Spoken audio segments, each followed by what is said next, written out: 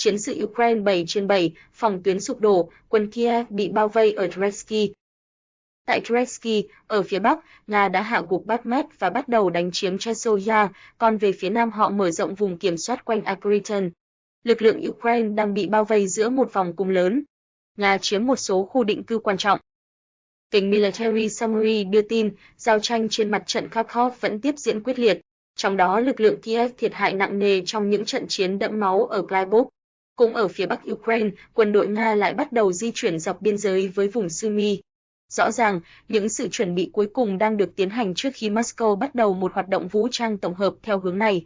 Trong 24 giờ qua, một số vùng lãnh thổ chiến lược quan trọng hơn đã nằm dưới sự kiểm soát hoàn toàn của lực lượng vũ trang Nga, bao gồm cả làng Sokol. Nga đập tan chiến tuyến của Ukraine ở New York và Dresky. Theo kênh Ridevoka, trong tuần qua, sự kiện nổi bật nhất là việc lực lượng Moscow đập tan thành công chiến tuyến đã tồn tại từ năm 2014 của Ukraine. New York, một trong những địa danh kỳ lạ nhất ngày càng được nghe nhiều trong các bản tin. Theo đó, binh sĩ Nga đang chiến đấu trên đường phố ở New York, một ngôi làng gần Golovka phía nam Dresky thuộc vùng Donetsk.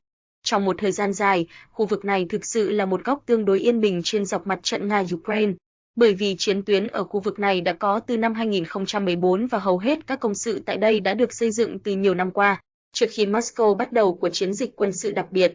Hiện tại, tình hình hai bên sườn Dresky đã thay đổi đáng kể. Ở phía bắc, lực lượng Moscow đã hạ gục Bakhmut và bắt đầu đánh chiếm Chasiv, còn về phía nam, sau khi kiểm soát thành phố Avdiivka, họ đột phá thần tốc vào Akriton, giành được ngôi làng và bắt đầu mở rộng vùng kiểm soát xung quanh khu định cư. Dresky đang bị bao vây giữa một vòng cung lớn. Hạ tầng của nó là một con đường chạy từ đông bắc sang tây nam, từ Bakhmut đến Pavlovsk. Việc loại bỏ điểm nổi bật này sẽ cho phép các mũi xung kích Nga tiếp cận các con đường tới Konstantinivka, và sau đó là tấn công trực diện vào đại đô thị Kramatorsk, một trung tâm công nghiệp lớn của Ukraine. Vào tháng 6, trận chiến bắt đầu ở Dresky. Lực lượng Moscow đã đột phá và đánh sập các vị trí tiền phương của Ukraine khá nhanh do Kiev không có lực lượng tốt nhất trong khu vực này. Vào ngày 21 tháng 6, Nga tập kích các đơn vị Ukraine đang luân chuyển ở vùng lân cận Dresky. Thay vì một lữ đoàn giàu kinh nghiệm, lực lượng mới tới của Kiev là những đơn vị non nớt, vừa chân ướt chân ráo tiếp quản các vị trí. Sau đó hàng phòng ngự của Ukraine dần dần bị xuyên thủng. Vào những ngày cuối tháng 6, quân đội Nga đã tấn công các vị trí của đối phương trong khu vực New York khét tiếng, một ngôi làng phía nam Dresky. Những quả bom, trong đó có những quả nặng 3 tấn, đã trút xuống New York và vào thời điểm này các mũi xung kích Nga đang chiến đấu trên những con đường trong khu định cư. Ukraine liên tục thất thủ ở Avdiivka.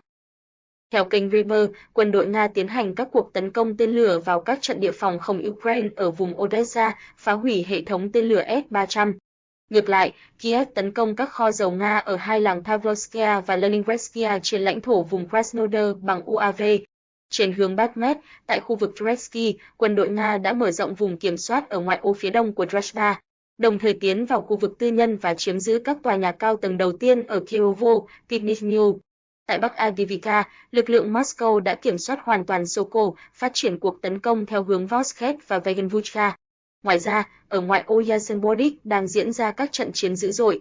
Ở Nam Avdiivka, xảy ra giao tranh ở ngoại ô Kharlavko. Bên cạnh đó, cuộc tấn công vào thành phố Krasnogorovka ở phía bắc Marinka vẫn tiếp tục. Bộ Tổng tham mưu Ukraine, giao tranh nóng nhất theo hướng Avdiivka. Akhaniska Pravda đưa tin, báo cáo của Bộ Tổng tham mưu Ukraine tính đến 22 giờ ngày 6 tháng 7 cho biết, 123 trận giao tranh đã diễn ra, tình hình vẫn nóng nhất ở hướng Pavlovsk, Avdiivka. Nga cũng đang hoạt động tích cực ở hướng Lyman và Krakowsk. Báo cáo có đoạn, trong ngày, đối phương tiến hành 2 cuộc tấn công tên lửa vào lãnh thổ Ukraine bằng 2 quả đạn và 48 cuộc không kích, ném 60 quả bom KAB, sử dụng 317 UAV, đồng thời tiến hành 2.772 cuộc tấn công bằng các loại vũ khí khác nhau. Bộ Tổng tham mưu Ukraine khẳng định lực lượng của họ cơ bản đẩy lùi các đợt xung phong của Nga trên hướng Kharkov, Kupiansk, Lyman, Siversky, Kramatorsk, Krakowsk, Vermatsky, Orkov và Dnipro. Theo hướng Dresky, lực lượng Moscow, với sự hỗ trợ của không quân, đã cố gắng tiến hành 11 đợt tấn công gần Dresky, Zelensky, Severny và New York. Trận chiến ác liệt tiếp tục gần New York. Tình hình đã được kiểm soát. Quân đội Nga hoạt động tích cực nhất theo hướng Pavlovsk, Avdiivka. Tổng cộng, kể từ đầu ngày, đối phương đã cố gắng xuyên thủng hàng phòng ngự Ukraine 41 lần. Đến nay, 29 đợt tấn công đã bị đẩy lùi, 12 cuộc đụng độ đang diễn ra. Lực lượng phòng thủ đang thực hiện các biện pháp nhằm ổn định tình hình và ngăn chặn lực lượng Moscow tiến sâu vào lãnh thổ Ukraine, báo cáo viết. Theo thông tin sơ bộ, trong ngày 6 tháng 7, Ukraine đã vô hiệu hóa 181 binh sĩ Nga trên hướng Pavlovsk, phá hủy 3 xe cơ giới, một khẩu pháo. Ngoài ra còn có 2 xe cơ giới khác của đối phương bị hư hại, Bộ Tổng tham mưu Ukraine cho hay. Deep State, Ukraine đẩy lùi quân Nga ở Gluboko. Theo các nhà phân tích của kênh Deep State có liên hệ với Tổng cục Tình báo Quốc phòng Ukraine, GRU, quân đội Nga đã tiến gần một số khu định cư ở vùng Donetsk và tại Gluboko thuộc Kharkov, lực lượng Kiev đang đẩy lùi đối phương. Báo cáo của Deep State có đoạn, lực lượng Moscow tiến vào Pashine, Evgenuko, Severny, Lozevetsky, Mekivekia, Novosvolkovaya, Chasoyar, Khalenovek. Trong bản đồ cập nhật, Deep State cũng lưu ý rằng lực lượng phòng vệ đang đẩy lùi đối phương ở Gluboko. Ukraine bị tấn công bởi nhiều nhóm UAV. Akhaniska Pravda đưa tin, vào tối thứ Bảy 6 tháng 7, không quân Ukraine ghi nhận những động thái của UAV Nga ở khu vực Kharkov và Sumy. Lúc 23 giờ 16 phút, không quân Ukraine báo cáo phát hiện UAV trên ở phía bắc vùng Kharkov, lệnh báo động khẩn cấp đã được ban bố. Tiếp đó, từ 23 giờ 38 phút đến 23 giờ 50 phút, nhiều nhóm UAV Nga được phát hiện ở vùng Sumy, Kharkov, Kirovajet. Lúc 0 giờ 24 phút ngày 7 tháng 7, không quân Ukraine lại phát báo động. Từ 1 giờ 17 phút đến 1 giờ 53 phút, các thông tin về UAV Nga liên tục được cập nhật với các đường bay hướng đến Dnipropetrovsk, Dnipro, Kharkov, Kremench, Kirovajet, Mykolaiv, Sumy, Podlova, Krapivinsky, Dnipropetrovsk, Chernihiv. Đến 3 giờ 22 phút, tức 7 giờ 22 phút theo giờ Việt Nam, cảnh báo phòng không đã được ban bố ở tất cả các khu vực, ngoại trừ Kharkov. Ông Zelensky, Ukraine đang xây dựng chiến lược hải quân mới. Akhaniska Pravda đưa tin, trong bài phát biểu tối ngày 6 tháng 7, Tổng thống Volodymyr Zelensky cho biết, Ukraine đang nghiên cứu một chiến lược hải quân mới, chiến lược này sẽ sớm được Hội đồng An ninh và Quốc phòng Quốc gia phê duyệt. Ông nói, chúng tôi đang nghiên cứu một chiến lược mới cho quốc gia trên biển của chúng tôi, chiến lược hải quân Ukraine. Chiến lược này sẽ sớm được Hội đồng An ninh và Quốc phòng Quốc gia phê duyệt, các vấn đề đang được hoàn thiện. Chúng tôi hiểu rõ rằng cuộc chiến đã làm thay đổi cán cân quyền lực trên toàn bộ khu vực Biển Đen và hạm đội Nga sẽ không bao giờ thống trị vùng biển này nữa. Chúng tôi đang bảo vệ lợi ích của mình, có tính đến khả năng công nghệ mới của Ukraine và mối quan hệ mới của chúng tôi với các đối tác. Ukraine sẽ luôn là quốc gia có khả năng bảo vệ lợi ích của mình trên biển, huyết mạch giao thông cũng như lợi ích của các đồng minh và đối tác của chúng tôi. Ông Zelensky tuyên bố, đồng thời cũng cảm ơn những người lính đã tiến hành các cuộc tấn công bằng phương tiện không người lái trên lãnh thổ Nga. Ông nói, nhà nước Nga phải cảm nhận được phản ứng đối với những gì họ làm chống lại đất nước và người dân của chúng tôi. Bây giờ phản ứng này là hiển nhiên đối với họ. UAV của Ukraine đã là một thương hiệu toàn cầu. NATO lo ngại Tổng thống Biden sẽ không thể đánh bại ông Trump.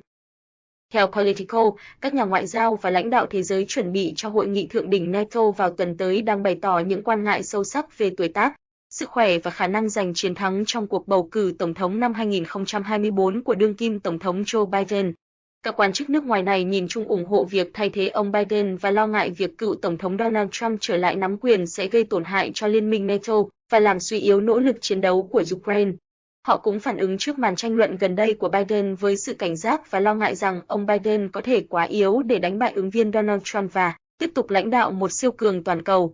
Politico lưu ý, trong tháng qua, họ đã nói chuyện với 20 người có liên quan đến NATO hoặc hội nghị thượng đỉnh sắp tới của Liên minh và được biết rằng nhiều thành viên đã nghi ngờ niềm tin của họ đối với ông Biden từ lâu trước cuộc tranh luận. Bây giờ Tổng thống Biden phải thuyết phục các đồng nghiệp rằng ông không chỉ sẵn sàng chiến đấu mà còn sẽ vượt qua cuộc khủng hoảng chính trị. Politico dẫn lời một quan chức đến từ quốc gia thuộc NATO ở châu Âu, không cần phải thiên tài mới thấy Tổng thống Biden đã già. Một quan chức EU khác lưu ý, tất cả chúng tôi đều muốn ông Biden có được nhiệm kỳ thứ hai để không phải đối đầu với đối thủ Trump nữa, nhưng điều này không khả quan lắm.